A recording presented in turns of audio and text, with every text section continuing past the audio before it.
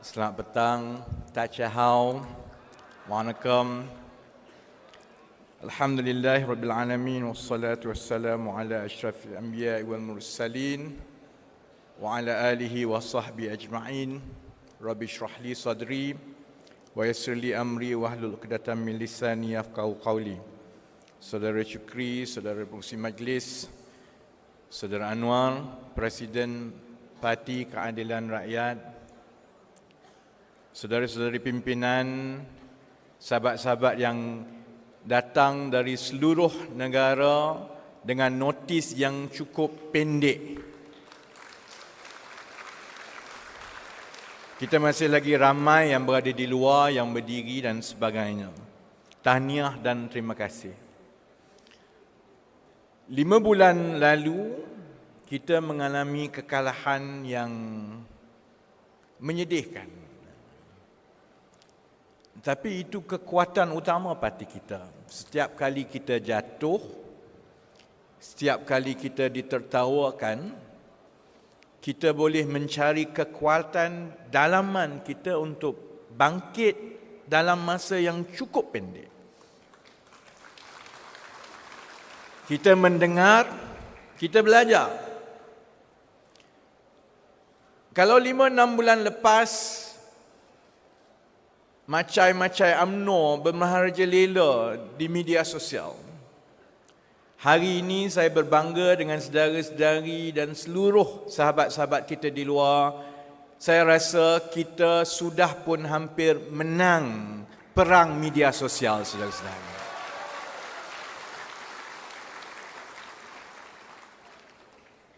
Saya tidak mahu ambil masa yang panjang kerana bukan saja hari ini kita kesuntukan masa, tapi kita memang kesuntukan masa untuk memasuki pilihan raya umum. Jadi semua yang kita buat dari sekarang mestilah notis pendek, hasil yang baik, usaha yang seperti yang tidak pernah kita buat sebelum ini. Jadi saya tidak akan ambil masa yang panjang.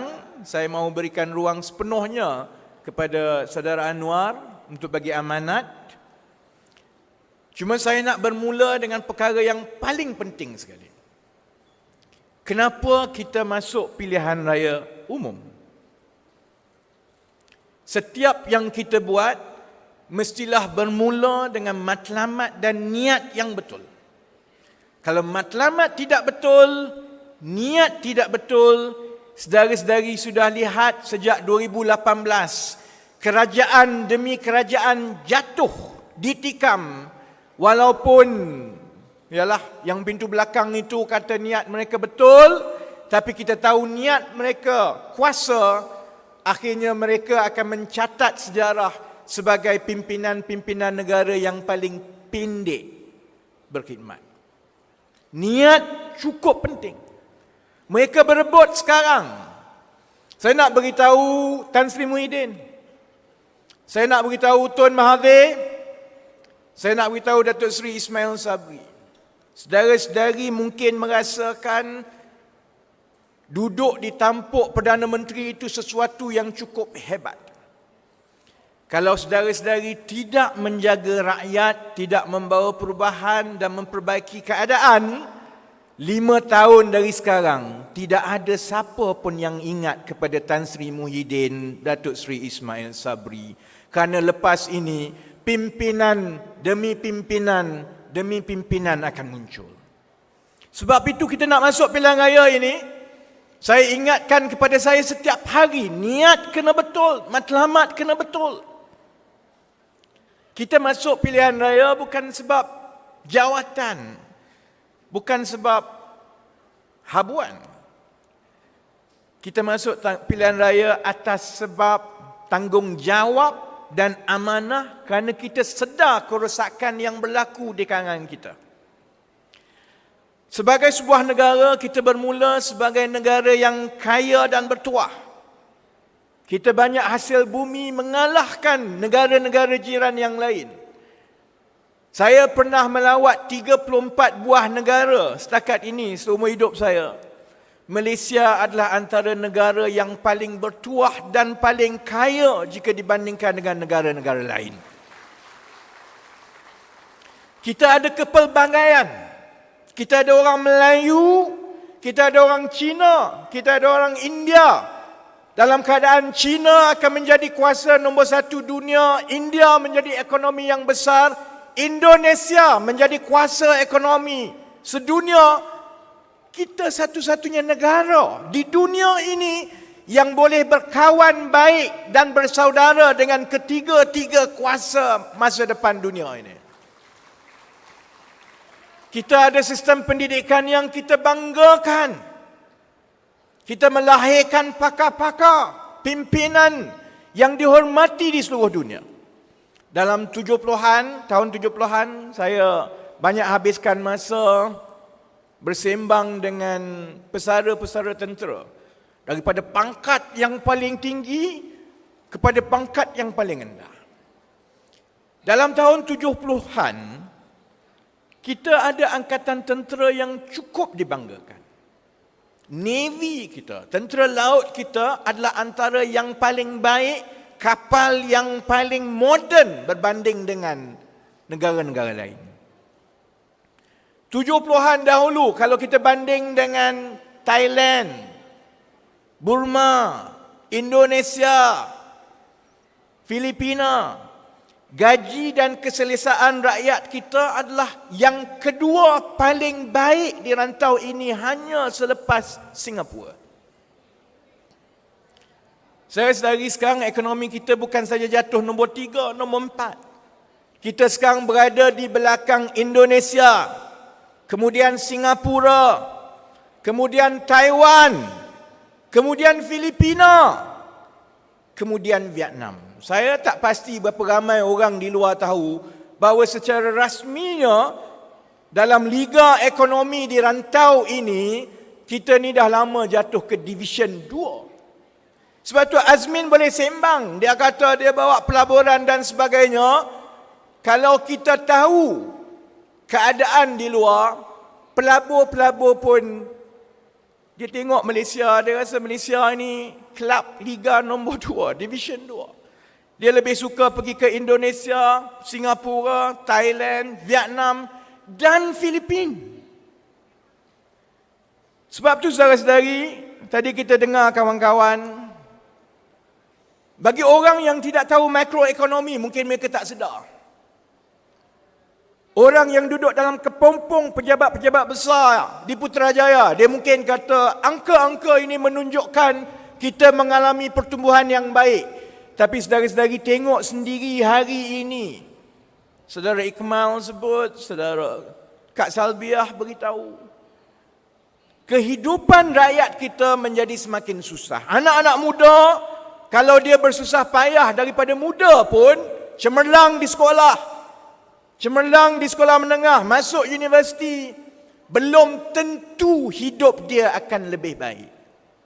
Kalau belajar pun dia tidak dapat pekerjaan yang setimpal dengan kelayakan. Kalau dia berniaga, kais pagi, makan pagi. Anak-anak muda kita, kalau tengok di Lembah Kelang, saya tak tahu yang lain. Saya ada lebih kurang 130 orang pekerja yang semua muda-muda, umur 25-26. Satu perkara yang saya tengok cukup berbeza dengan generasi saya 20 tahun lebih. Saya dulu umur 25 tahun sudah beli rumah. Dah tak menyewa. Saya tengok anak-anak muda sekarang umur 25, 26, walaupun kerja baik, hampir semuanya akan tinggal dengan ibu bapa. Sebab mereka tak mampu untuk menyewa, apatah lagi untuk membeli sebuah kediaman, saudara-saudari. Kita tahu tentang angkatan tentera kita. Saya tak payah ulang. Lagipun saya nak simpan peluru lah. Latif bagi dia bercuti 2 hari dengan isteri-isteri dia. Yang mana satu ikut suka dia lah. Jadi hari Sabtu ni, esok hari Ahad saya tak sentuh Latif. Tak apa. Tapi saudara-saudari tahu tentang angkatan tentera kita. Yang melemahkan angkatan tentera kita bukan askar. Pak mentua saya pesara tentera. Mereka ini sampai sekarang cukup bersemangat. Cerita zaman konfrontasi Indonesia dahulu. Yang melemahkan angkatan tentera kita adalah apabila peruntukan demi peruntukan yang sepatutnya pergi kepada kelengkapan persenjataan kebajikan tentera kena sakau dengan menteri, saudara-saudara. Sekarang bukan saja kena sakau dengan menteri. Bila menteri telah tunjukkan berpuluh tahun macam mana nak gunakan perolehan pertahanan ini untuk mengkayakan diri, dia tunjuk teladan yang seterusnya kepada beberapa kerat pimpinan angkatan tentera juga. Cuma yang ini akan jadi bilis lah bila kena. Masalah ini akan berterusan. Sebab itu orang kata, kita tengok negara-negara jiran kita, dia beli kelengkapan tentera yang cukup baik. Indonesia, Singapura, orang beli kapal, orang beli peluru berpandu, kita ambil duit ratus-ratus juta, beli putik kapas dan tisu, saudara-saudara. Rakyat kat luar memang rasa lawak pun ada, marah pun ada.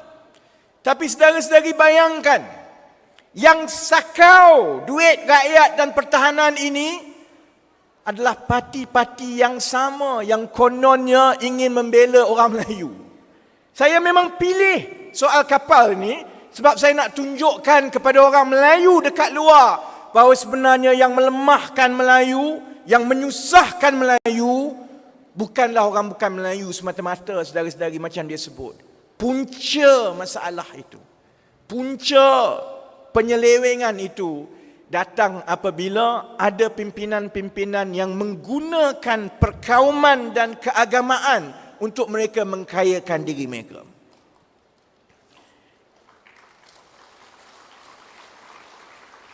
Soal ibu-ibu tak payah katalah.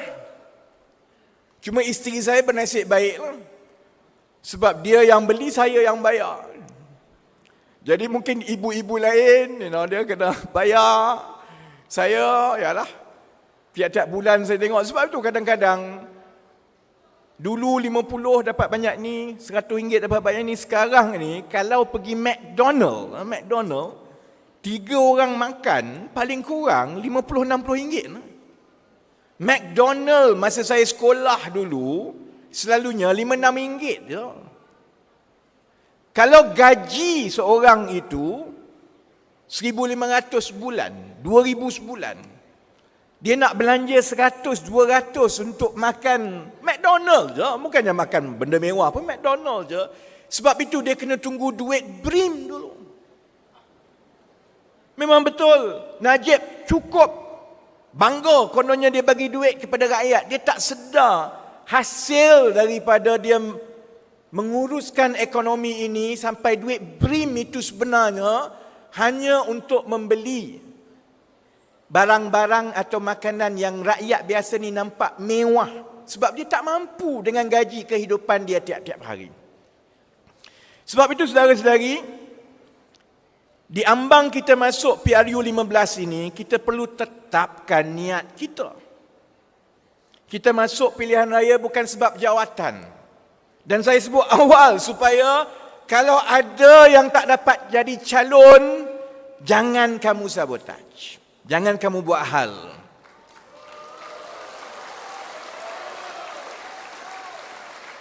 Kalau ada yang kalau kita menang, kamu tak dapat jawatan dalam kerajaan, jangan kamu tikam belakang macam Azmin dan kawan-kawan buat. Kita masuk pilihan raya sebab kita ada tanggungjawab untuk membaiki keadaan, sebab kita ada anak, kita ada adik, kita ada cucu, saudara-saudari. Mereka berhak mewarisi negara yang lebih baik daripada ini. Tak adil untuk kita wariskan kepada mereka hutang, kepayahan, kesusahan, hanya kerana kita tak nak bekerja lebih baik daripada yang kita buat selama ini. Kita tak ada pilihan. Kerana hutang kita sebenarnya ialah dengan anak beranak kita. Dengan anak-anak kita, keluarga kita. Masalah yang ada di negara ini, kalau kita tidak selesaikan sekarang, kita ada bahagian dosa dan juga tanggungjawab apabila masalah itu dialami dan ditanggung oleh anak-anak kita. Generasi muda yang kita dengar tadi. Sebab itu saudara-saudari, nasib anak-anak muda, Nasib anak kita, saya nak ingatkan, bukan di tangan Anwar Ibrahim, bukan di tangan saya. Nasib anak-anak kita adalah di tangan setiap saudara-saudari, di tangan setiap daripada kita saudara-saudari. Kalau ada yang bertanya, selalunya saya adalah orang tanya, dah habis tu kalau masuk politik ni bukan untuk jawatan kerajaan dan buat apa? Apa guna? Kalau tak ada kerajaan, macam mana kita nak tukar? Masa saya kecil dulu, Datuk Seri, saya diingatkan satu benda. Orang lain baca buku tebal-tebal pasal leadership. Saya ingat satu benda aja yang kawan saya sebut. Leadership is about duty and sacrifice. Good leaders don't talk about sacrifice. They break the sacrificial wheel. When we have achieved something collectively, when we have achieved what we set out to do, when things are better, people will look around and tell themselves, we have done it ourselves. They won't look around and find a leader. A good leader is someone who makes every single one person becomes the force for change, that by the time it is done, they all feel that they have accomplished it themselves. That's good leadership, saudara-saudari.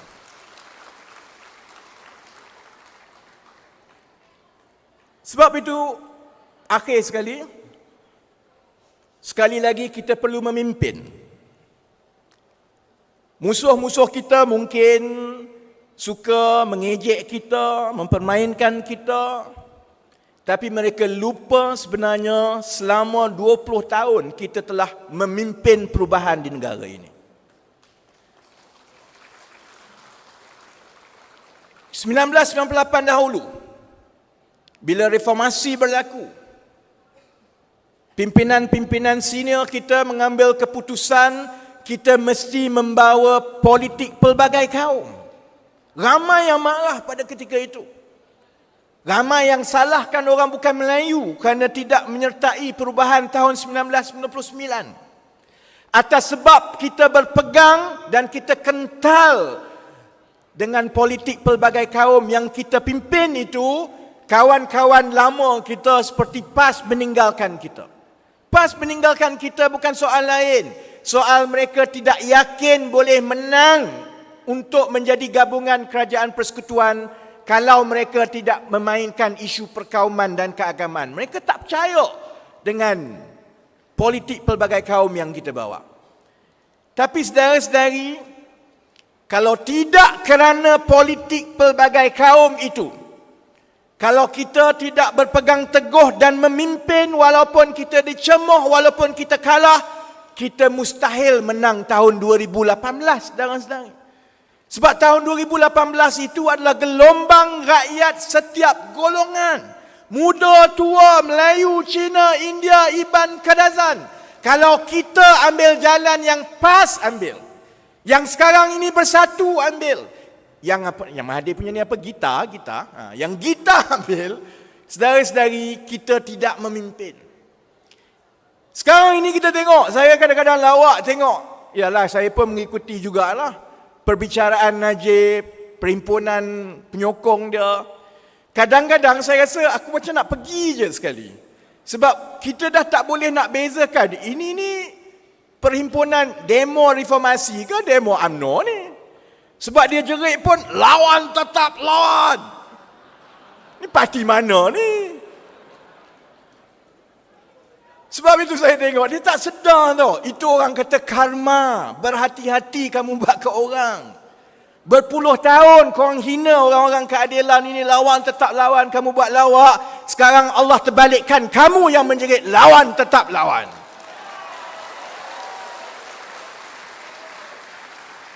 Sebab itu yakin yang kita kena memimpin. Sama seperti 2018 sampai sekarang. Orang perlekehkan kata, kamu tak buat apa-apa. Apa jasa Pakatan Harapan 22 bulan? Apa yang PKR dapat? Perdana Menteri pun orang lain dapat. Kamu kena tikam, parti berterabur. Saya tak tahu kawan-kawan yang lain. Saya tak pernah ada jawatan, tak pernah terlibat dengan Pakatan Harapan, tapi saya bangga satu perkara, saudara-saudari. Dari umur saya 21 tahun, niat saya dalam parti ini hanya satu. Saya nak pastikan UMNO Barisan Nasional kalah supaya rakyat yakin mereka raja negara ini. Bila UMNO Barisan Nasional dikalahkan, rakyat tahu parti mana buat sial, aku pecat kamu. Menteri mana sakau duit, ke Kajang kamu pergi. Kalau orang tanya kita, apa pencapaian kita, apa jasa kita, kita tak perlu dabik dada, saudara-saudari. Tapi kita telah hadiahkan kepada rakyat, anak beranak kita, adik-beradik kita, satu kebebasan yang tidak pernah berlaku sebelum 2018. Kebebasan membuang kerajaan yang tidak baik, saudara-saudari. Sebab itu sekarang kita kena memimpin kembali. Yakin dengan landasan kita untuk memimpin. Kita kena pimpin supaya kita kena selesaikan masalah-masalah yang kalau kita tak ada penyelesaian radikal, adik-adik kita, anak-anak kita, cucu-cucu kita akan berhadapan dengan masa depan yang jauh lebih teruk daripada yang ada sekarang. Secara umumnya, setiap anak berhak mendapat kehidupan yang lebih baik daripada ibu bapa. The future generation deserves a better one than the previous one. Kita berdepan dengan keadaan yang terbalik. Bahawa generasi ibu bapa kita lebih berharta dan hidup lebih baik daripada kita. Kita perlu memimpin kali ini supaya kita dapat mencari penyelesaian kepada masalah-masalah, merungkai soal gaji yang rendah, cari penyelesaian untuk jangka masa panjang kepada masalah harga barang naik, membina kembali jati diri negara kita supaya rakyat tahu aku bukan daripada negara yang dikenali sebab skandal kewangan terbesar di dunia. Aku datang daripada Malaysia yang cerdik, yang yakin, yang boleh bersaing dengan semua negara di dunia ini. Jadi kalau saudara-saudari tanya, apa cenderahati saya pada saudari untuk balik berjuang, itu cenderahati saya. Tak ada wang, tak ada apa. Saudara-saudari balik selepas ini ke kawasan masing-masing dengan satu tanggungjawab bahawa saudara-saudari adalah pemimpin. Kedudukan dan tanggungjawab saudara-saudari adalah sama penting dengan kedudukan saudara Anwar, kedudukan saya, kedudukan sesiapa pun yang berada di depan pimpinan semua ini. Kalau saudara-saudari lemah, kalau saudara-saudari goyah, kalau saudara-saudari tidak boleh memecut dalam tempoh yang pendek yang kita ada, kita gagal dalam tanggungjawab kita kepada generasi anak-anak dan cucu-cucu kita.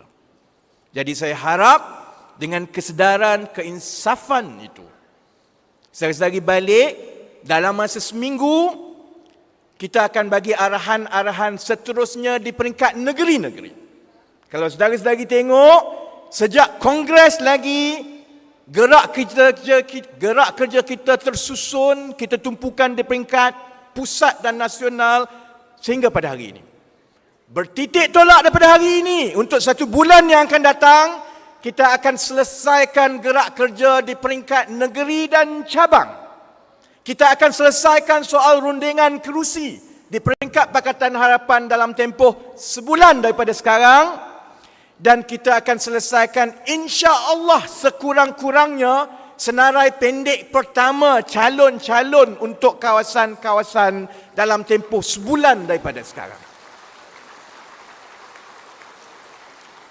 Saudara-saudari balik, pikul tanggungjawab itu, cuma saya nak ingatkan ini perang. Ini perang. Perang ni masing-masing ada peranan. Kalau tak tahu mana Abang Azizan tadi, boleh tanya Abang Azizan. Dalam perang ada general. Dalam perang ada battalion leader.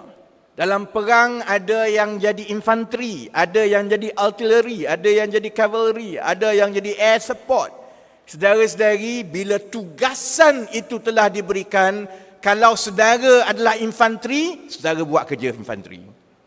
Kalau saudara memikul tanggungjawab sebagai general, sebagai pimpinan, sebagai cavalry lead, saudara-saudari buat tugas itu hanya bila setiap daripada kita sebagai satu ketumbukan menjalankan fungsi masing-masing, baru kita akan menjadi kuasa yang akan mengejutkan UMNO Barisan Nasional, Perikatan Nasional dalam tempoh 1-2 bulan daripada sekarang. Jadi, saya ada penuh keyakinan dengan saudara-saudari.